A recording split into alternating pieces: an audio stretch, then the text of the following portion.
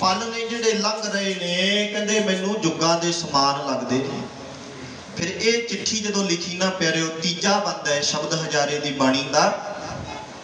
ये तीसरा बंद चिट्ठी लिखी ते सिख नूं समझाया, कहंदे भाई इदां करना है, रस्ते विच कोई भी तैनूं मिले ये किसी दे हथ नहीं फड़ाउणी। ये चिट्ठी है जिहड़ी पत्रिका गुरु रामदास पातशाह जी नूं जाके फड़ाउणी है। भावें तैनूं कोई किन्ना ही लालच क्यों ना देवे, कुछ भी आखे, पर ये चिट्ठी है जिहड़ी पत्रिका जदों गुरु रामदास पातशाह जी नूं फड़ाओगे तां तुहानूं जवाब मिल जाना है। सिख समझ गया।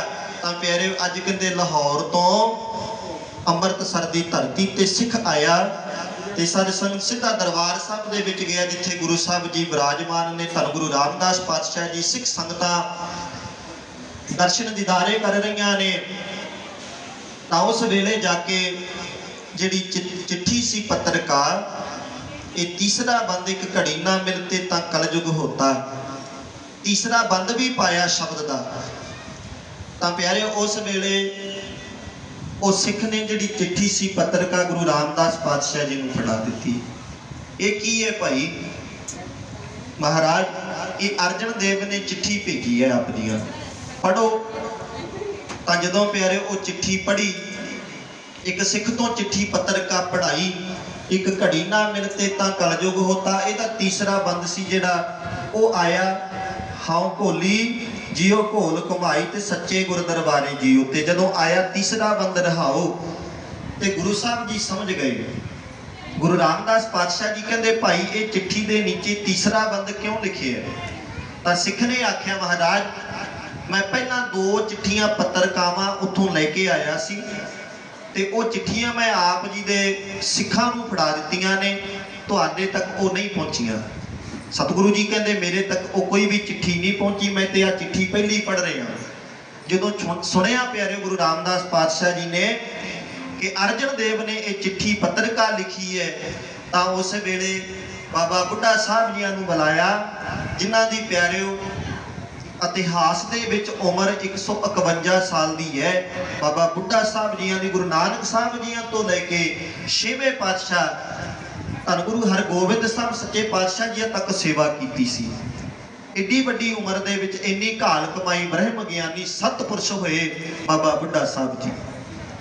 ते जदों बाबा बुढ़ा साहब जी नूं बुलाया ते चिट्ठी विखाई, कहंदे बाबा बुढ़ा साहब जी नूं कहंदे जी आ चिट्ठी ते पढ़ो। ते जदों वेख्या प्यारिओ तां उस वेले हैरान हो गए। ते उसे वेले सच्चे पातशाह जी गुरु रामदास पातशाह जी कहते बाबा बुढ़ा साहब जी जल्दी करो, रथ जोड़ो, 5 सिंघां नूं नाल लेके अर्जन देव नूं लाहौर तो अमृतसर लेके आओ। वो साडे प्यार दे विच क्योंकि प्यारिओ चंद चकोर पुनीत है लाए तार निहाले, मोर बबीहे बोलदे वेख बदल काले नाल पतार प्यार है मां पुत संभाले।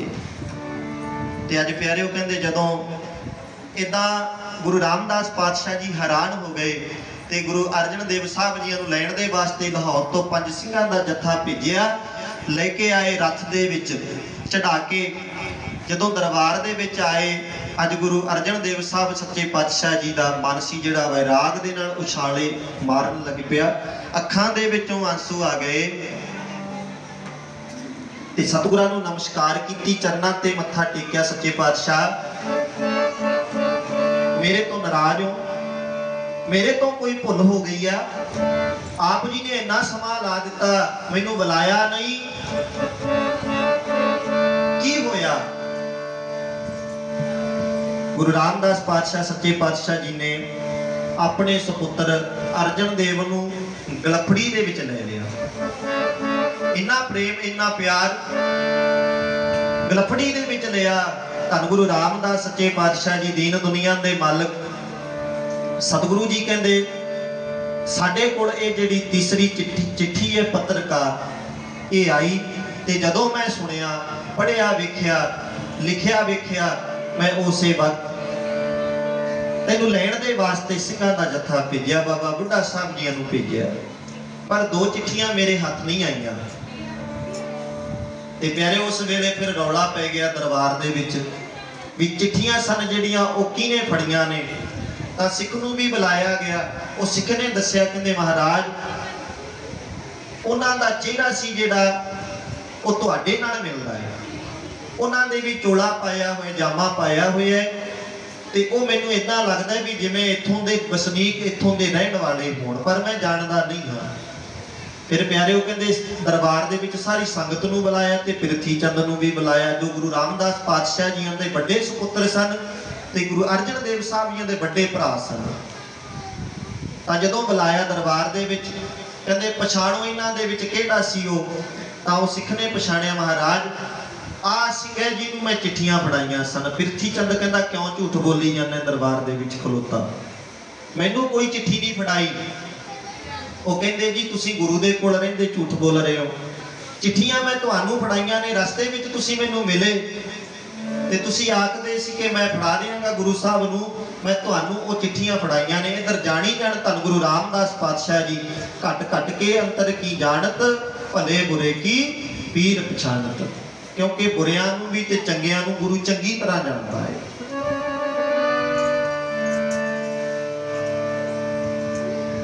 गुरु रामदास पातशाह जी समझ गए कि ये जिन्नी भी चाल है ना ये पिरथी चंद दी है। तां एक सिख दे कान विच आख्या कहंदे इदां कर पिरथी चंद दे घर चलिया जा। एक कमरे दे विच सामने जिहड़ा पीले रंग दा चोला जामा पिरथी चंद दा पिया किली दे उपर टंगिया होया है, वो ला के लेके आ।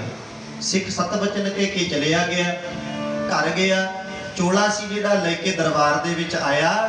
कहंदे पिरथी चंद तू दस सच बोल रहे कि झूठ बोल रहे? महाराज मैं सच कहना, ये सिख झूठ बोल रहे तुहाडे सामने खलोता, तुहाडे सामने खलोता है, झूठ बोल रहे। दरबार दे विच इदां दे सिख हुंदे आ। ते सच्चे पातशाह जी कहंदे चंगा फिर सिख नूं आखे कहंदे सिंघा तू ही खड़ा हो भाई।